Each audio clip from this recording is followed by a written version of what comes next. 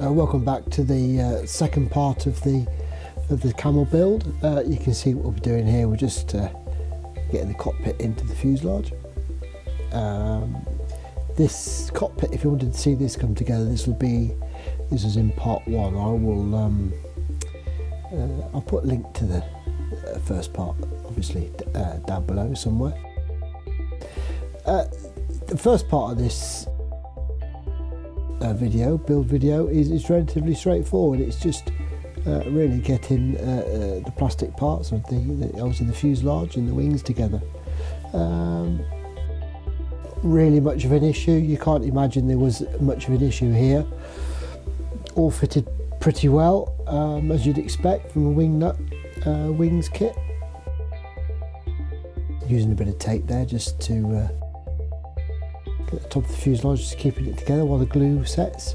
I did manage to leave myself a bit of a not a seam, but a bit of a step on the lower part of the fuselage there. That's pretty much my fault, not the kit, not paying too much attention at what I was doing and rushing along too quickly. This is the obviously the front plate where the engine will sit on. I did think about respraying this, but I decided to mask it all up instead. Once the cowling and the engine are in, you're not going to see a lot of the front plate there. The version I'm building requires a little cutaway for the cockpit cowl, I suppose is what I want for a better word. Where the machine guns would sit there. So there's a little nick there in the plastic which you can cut out with a razor saw, which it's quite easy, nothing to worry about. The wings, I did think, they're a bit tight. They are very tight. The tolerances on this kit are pretty tight, but with a bit of a squash and a squeeze, we managed to get them on quite easily, and it goes together quite nicely. These are the wings that are just coming together here. This is all basic stuff. I did have to wiggle the tongue on the middle section there. I had to just kind of reshape that a tiny little bit because it did leave a bit of a gap, which I'm gluing here. I mean, it is meant to be there, but as the kit is, I did feel it was a little bit too prominent, so just to close the gap in a bit. This is the undercarriage arrangement, which has just been I've glued it together. Now this is just popping it in place just to get the correct just to make it correct, really sit correctly. The tail plane or the horizontal stabilizers are going on here. Actually, I did this twice. They did fall off. I didn't sew it up, obviously. And now the top cowling, where the pilot sits here. Now, I did use a bit of super glue. It didn't just here, right at the very back where my thumb was going there, just to get that running square along that back spine there. Just used a bit of super glue just to help that sit properly. I don't think it was. It might have left with a bit of paint in the gluing area, so which I didn't clean out. So it might well have been that, but nothing to worry about. Obviously, a bit of extra thin just to make sure that joint is good.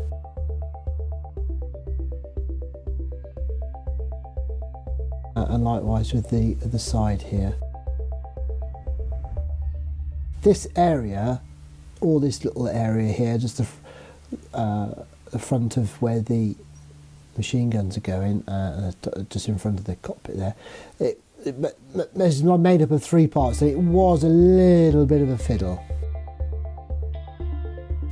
Again, using super glue just to make sure that it goes off quickly enough so I can get on with it. and then come back in with some glue just to make the joint proper, so to speak. Just holding that in there while that glue goes off. And again here, just a bit more. This is the quick drying extra thin. I didn't like it when I first used this quick drying, the light green caps. I didn't think much to it, but the more and more I use it, the better and better it's becoming for me. I don't know, I thought it was a bit brittle. Not quite as strong as the standard dark green cap, but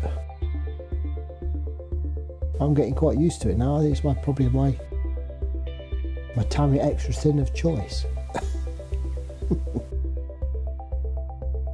Again, just holding that in there while that's just going off. As I say, it was a little bit of a fiddle, but nothing really to write home about. There was no filling necessary, just a bit of squashing here, a bit of squeezing there, just making sure that everything fitted in the correct and proper manner.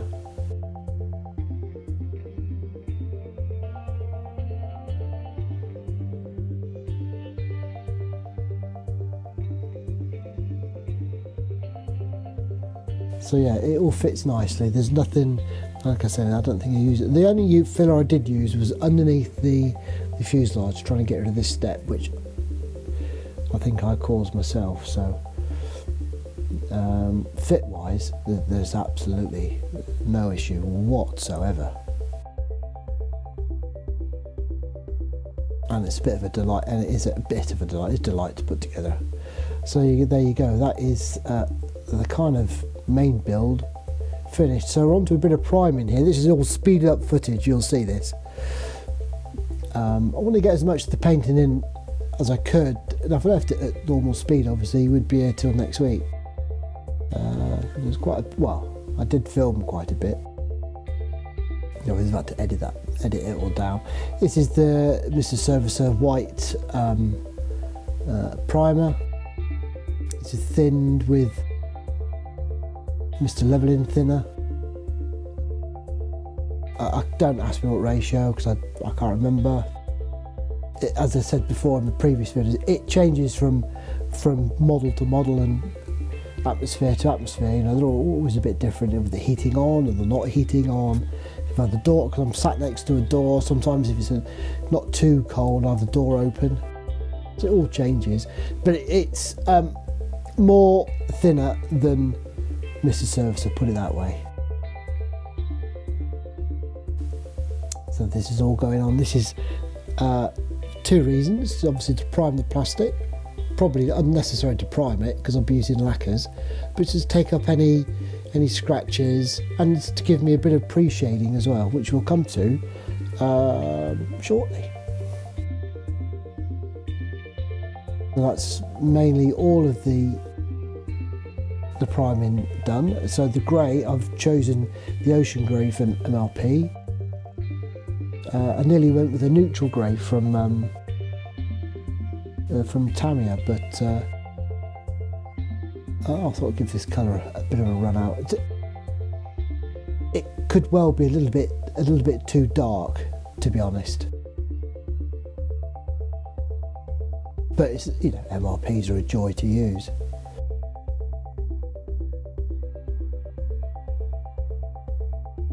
Light dust on and then spray on the main colour. It's a lovely paint to use. We'll see at the very end of the video. You can make your own judgment whether the grey is a bit too dark. The instructions call out for battleship grey, whatever colour that is. Now this is the red for the cowling. As you can see, I started off with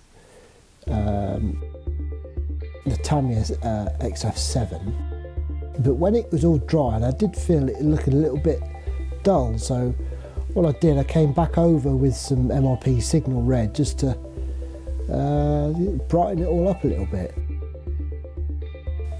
And you can see on the cowl, again, there's the MRP. It does give a lovely finish.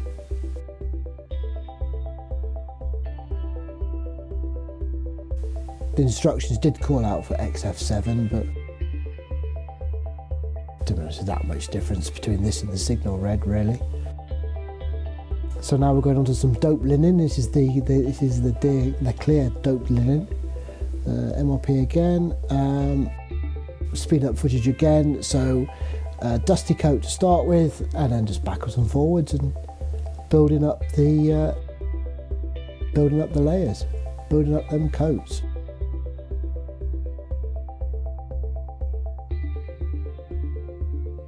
All goes down really nicely.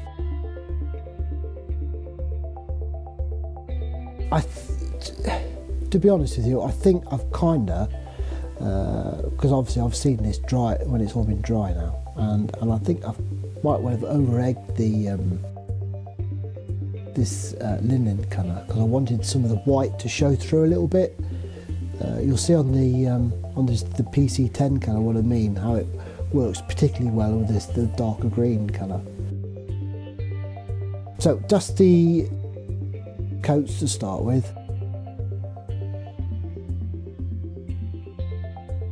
and then as we progress further we just put a bit more thicker coats on. Could well have easily put on some pre-shading with this, but I want a kind of cleaner aircraft rather than one that's battered. I think I said before in the first video, part one, I don't think most of these Great War aircraft were around long enough to get that battered anyway. So it looks like that. It looks like a cola sweet, doesn't it? That colour. Do you remember them? So we're just laying on the colours here, nice and smooth.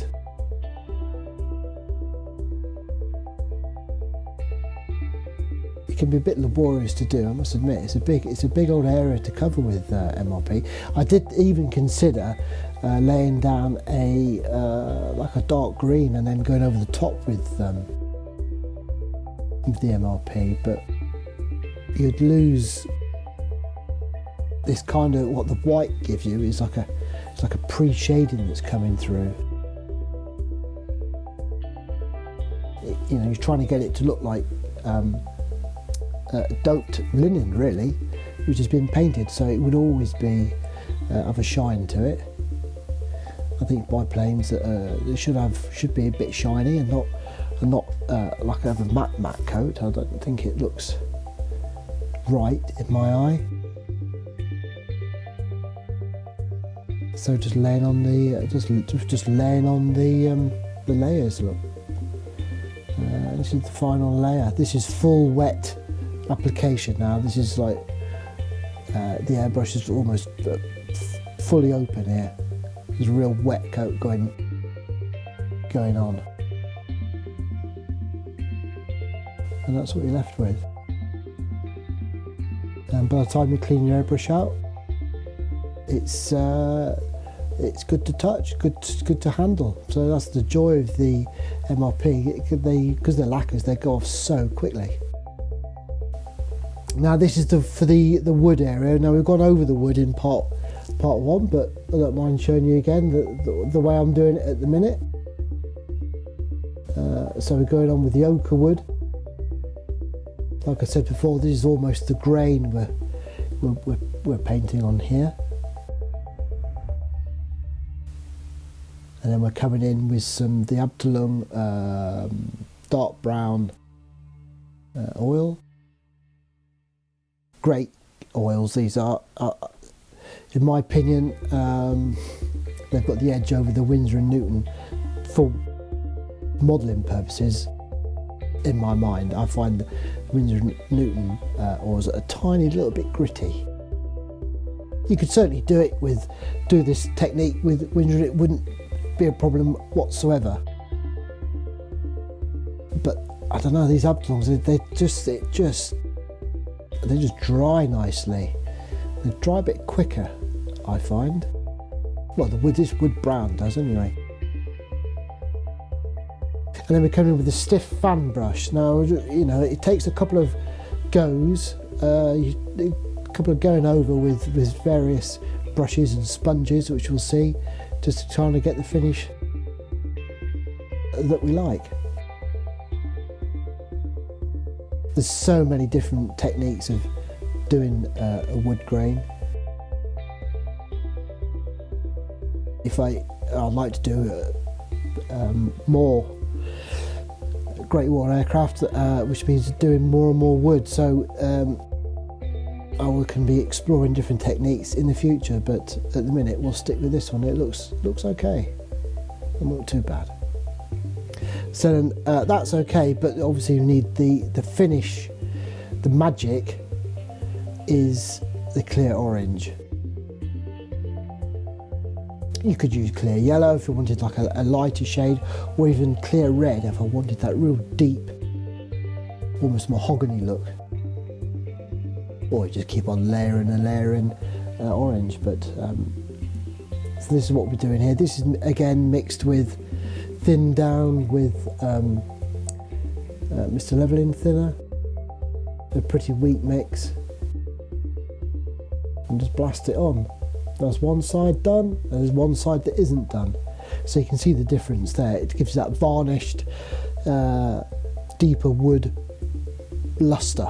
That's a good word, isn't it? So we're coming to the end of this one now. There'll be a couple of shots of where we're up to. Please stay tuned to part 3, which will be coming out soonish. So we'll see you on that one. So I'll see you later on, chaps.